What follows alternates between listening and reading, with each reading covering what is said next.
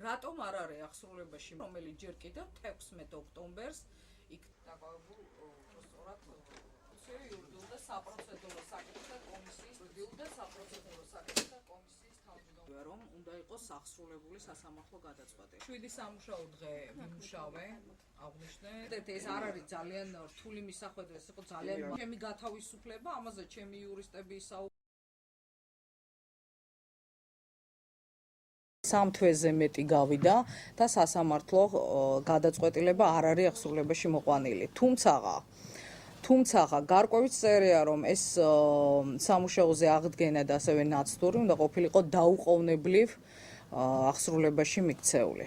ხელმეორედ შევიტანე სასამართლოში სარჩელი აღნიშნულ საკითხთან დაკავშირებით, რომელიც ახლა მოგახსენეთ.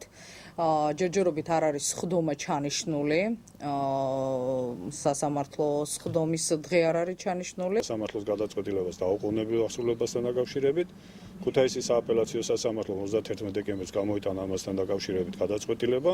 პროცედურები გავლილი არის ამ თანხის შესაბამისი თანხა უნდა აღიწეროს ბიუჯეტში. ამას აქვს თავისი პროცედურები, ამის თაობაზე ქალბატონი სოფიო ინფორმირებული იყო, იცოდა რომ იანვრის შუა რიცხვებში დაერიცხებოდა ეს თანხა.